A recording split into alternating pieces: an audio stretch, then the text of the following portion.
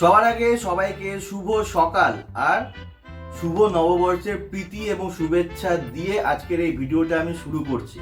তোমরা সকলেই জানো যে আমাদের ডিমের একটা সিরিজ চলছে, তো ডিমের সিরিজটাকে আজকে আমি স্কিপ করে আমি নিরামিষ একটা খাবারের রেসিপি আমি নিয়ে এসেছি, যেহেতু আজকে নববর্ষ।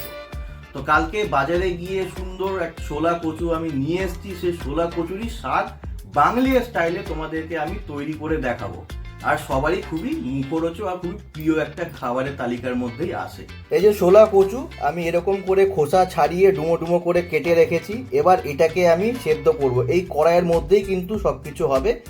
আমি এবার সেদ্ধ করতে বসাচ্ছি।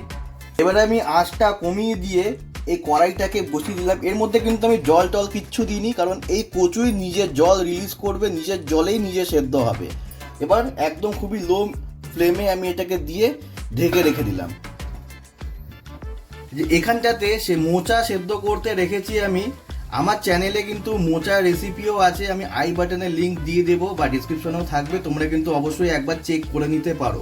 তো এই মোচার রেসিপি কিন্তু আমি আর দিচ্ছি না, যে অলরেডি ভিডিও আছে। এই যে কচু আমাদের সেদ্ধ হয়ে গেছে, এবার এই জলটাকে ছাড়িয়ে নেব। এবার এর মধ্যে দিয়ে দেবো,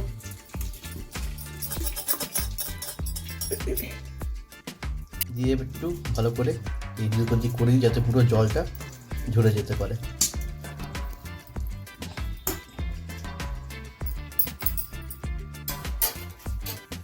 এবার কড়াই গরমে বসিয়ে দিয়েছি, বসিয়ে দিয়ে এবার এর মধ্যে আমি সর্ষের তেল দিচ্ছি। এবার এই তেলটাকে একটু গরম করে নেব।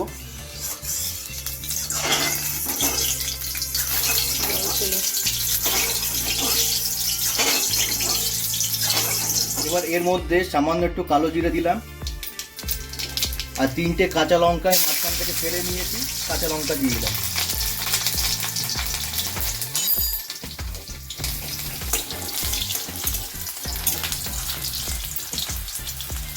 এবার এর মধ্যে আমি নারকেল কুড়োনো দিয়ে দিলাম।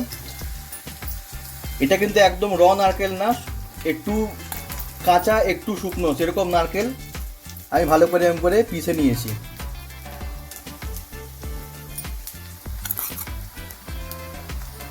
বেশ আর দেবো না।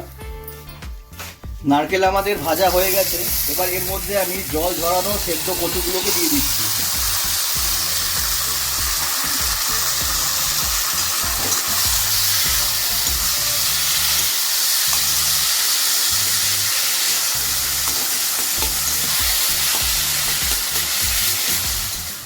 এবার এর মধ্যে সামান্য একটু হলুদ গুঁড়ো দিয়ে দিলাম,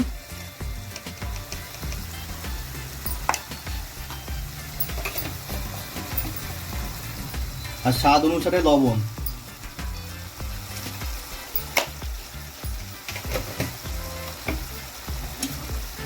এবার খুব ভালো করে এটাকে আমি মাখিয়ে নেব। এবার এর মধ্যে আমি 1 চা চামচের মতন চিনি অ্যাড করে দিলাম।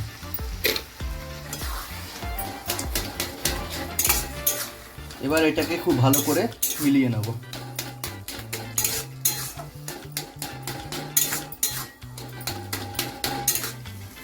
এবার এর মধ্যে আমি ভেজে রাখা বাদাম দিয়ে দিলাম।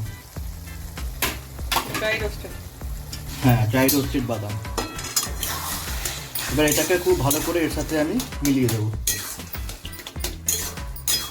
তোমরা কাঁচা বাদামও দিতে পারো, কিন্তু বাদাম যদি সেকে দাও তাহলে টেস্ট আর একটু ভালো হয়। এবার এটাকে আমরা কিছুক্ষণের জন্য ঢেকে দিলাম। কয়েকবার ঢাকা খোলা করেছি, এখন অবস্থাটা এরকম, মানে আমাদের কচু শাক রেডি হয়ে গেছে। ব্যাস, আমরা আর কিন্তু শুকাবো না, যা শুকানো হয়ে গেছে। এবার আমি ফাইনাল একবার নুন মিষ্টি সব একবার চেক করে নেব।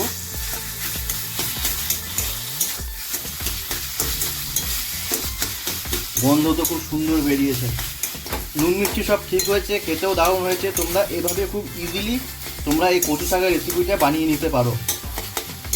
আর আমার ভিডিও যদি তোমাদের ভালো লাগে তাহলে অবশ্যই ভিডিওটাতে একটা লাইক দিও। চ্যানেলে যদি নতুন হয়ে থাকো চ্যানেলটা কিন্তু অবশ্যই সাবস্ক্রাইব করতে ভুলো না।